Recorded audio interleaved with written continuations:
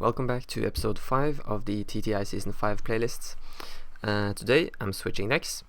I've really enjoyed playing Krennic, but I've also played quite a lot Sabine outside of these games, and I think she's very strong, so I wanted to give her a chance in the league as well. This current list, or the list I used for the game, only ran 2 Darksabers. Now I'm considering playing 3, because just for the consistency, I think it's really good to have the option to play it on Sabine the turn she deploys. It's not necessarily always the right move, but in many cases it's very powerful. But let's take a look at the new cards and how they make Green Sabine better. So Green Sabine with Energy Conversion Lab was all about getting tempo advantage from that ambush. You most often used it either early game to get a good 2-for-1 trade, or with Steadfast Battalion. Steadfast Battalion, of course, when Sabine is on the board, so you can get that 7/7 with Overwhelm. And now we actually don't play the Battalion anymore. This is good for, first of all, that Forkos I believe in is more consistent. I think right now there's only the Darksabers that are not heroism cards. And number 2, we don't necessarily need it, because we now have 2 new great targets for Energy Conversion Lab, which are Poe and Wrecker. So with Wrecker you could use the when played ability, deal 5 damage to something, and then Overwhelm with 7. So optimally, if there's a unit with 6 health, you leave it at 1 health and then get 6 Overwhelm damage to the base, which can really turn the tide. And then Poe, of course, being super nice and versatile with multiple options on attack.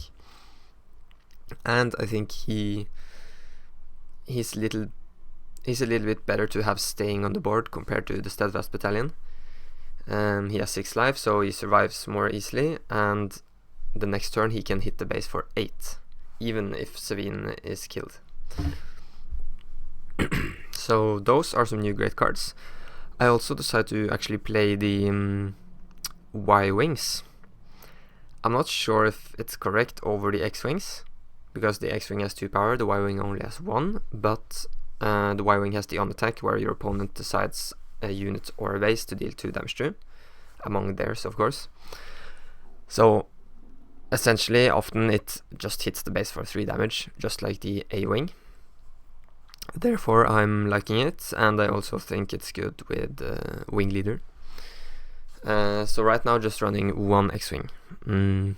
Might change that. And then finally, we have Cassian Andor, which is a really great 3-up. Just a 3/5 is good stats, but the Smuggle is actually the reason why it's in the deck. It's just one more way for us to push damage, and when we're on 5 resources or 6, then we probably have some units on the board and we want to spend our actions attacking, right? And then our opponent is probably playing cards trying to stop us, and then when they've used all of their resources, we still have the possibility to smuggle in Cassian and get 3 additional damage, and leave a 3/5 of them on the board. So yeah, I think that's pretty good. Some comments here. I'm playing 1 Bright Hope. That's because I've seen a lot of space decks going around, and I think it's good in the mirror as well. Not sure on the 3 medal ceremonies. I think they are generally pretty nice to gain more value, especially when you can use it on Sabine.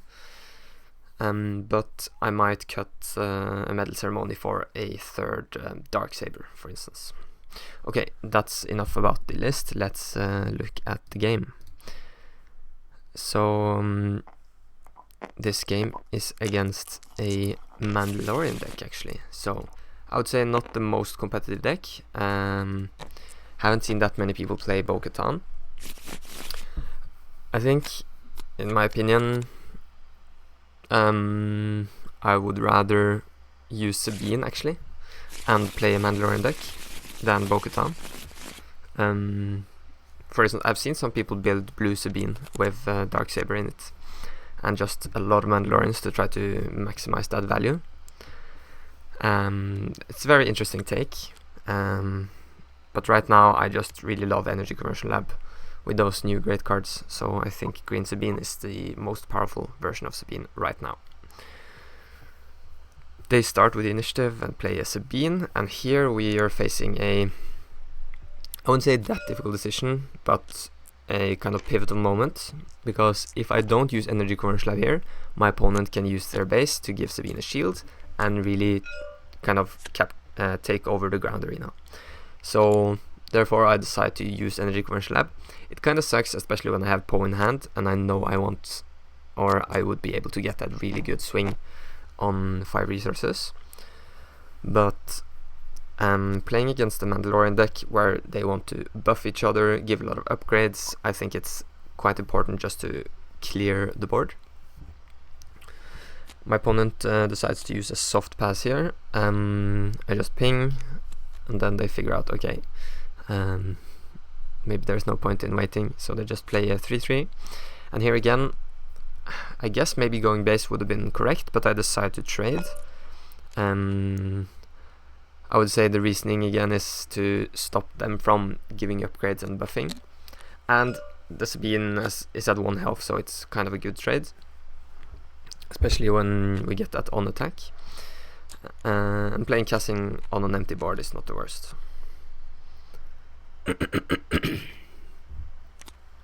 Sorry about my voice, by the way. It's a little bit early. Yes, so here we have Darksaber in hand. That's of course what we're looking to play, unless our opponent plays something that really disencourages that. But Pillage we're happy to see, because we have 4 cards in hand, and as an aggro deck we don't need extra cards, we just need one thing to play each turn, or yeah, optimally using all of our resources, of course. So getting to swing for 7 with Sabine here is just amazing, especially when our opponent's board is empty and we know there's not going to be much they can do with that Sabine. So they're playing blue, they could play Rival's Fall, but that's on 6 resources, right? So we have 1 more attack now and possibly another attack later. So that's why I've kind of been a little bit convinced on the Darksaber, is the fact that many decks don't really have an answer to it on 4 resources. And being able to get 7 times 2 damage in, that's amazing. So now they're already on 20. You can see how fast this Sabine deck is, even with me just playing 3 cards at this point. Seriously, one of those upgrades coming in, it's not really gonna help at this point. We got Wing Leader to buff Cassian, and they only have 1 resource left, so that's game 1. And moving into the sideboard, I think Fang Fighters is something I brought in. Yeah, here I'm just forgetting that I need to take cards out and not decide what cards to keep in. So the Fang Fighters are definitely staying in. Then I'm removing some Bright Hopes,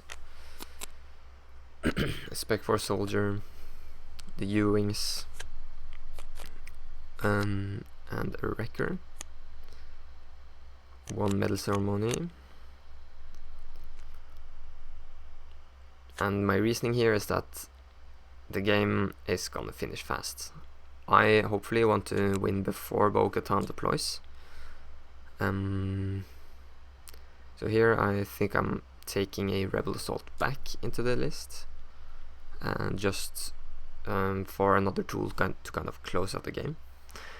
And I also decided to take out an X-Wing. That's because I'm thinking this game is probably going to be most about the ground arena. Yeah, okay, so I decided to take out the Bright Hope instead of the X-Wing. But yeah, Mandalorians buffing them each other, giving upgrades, that's mostly focused on the ground. Many of the upgrades only work on non-vehicle units. So that was my reasoning of removing the Bright Hope. And here we get a pretty good space start. So that's going to be really good to just get 5 damage in each turn with that buffed up A-Wing.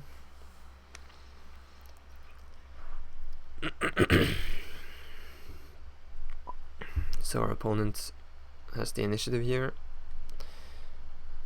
Bo-Katan is interesting. Being able to deal 1 damage for free, I would say, is decent, but the condition of getting there is hard, where you have to attack with the Mandalorian. Of course, when you only play Mandalorians, it's not as difficult, but that is a deck building restriction, right? So that's why I think Bo-Katan is not the greatest, but definitely interesting deck. So here we're going to see those upgrades coming out early. So right now that's a 3/6 with shield, pretty strong. But buffing our A-Wing is arguably even stronger because it's in space and hard to get rid of. So we're swinging for 5.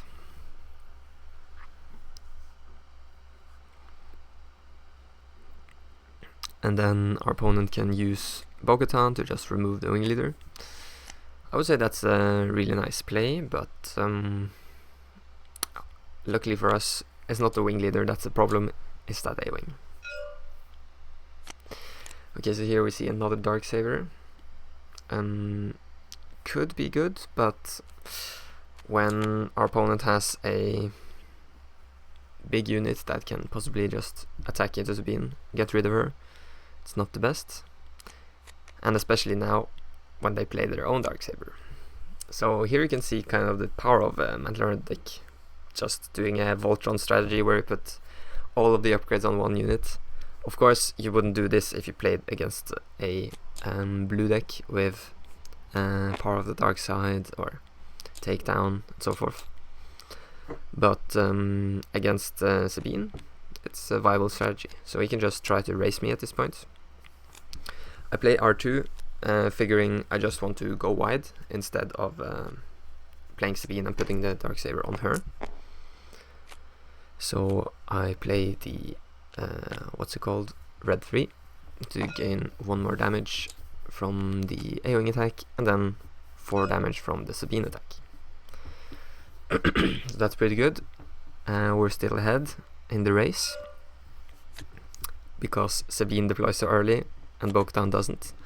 So if they would play Sabine instead of Bo-Katan here, this game could have been much more close, especially because they could have given an experience to her with the Darksaber attack.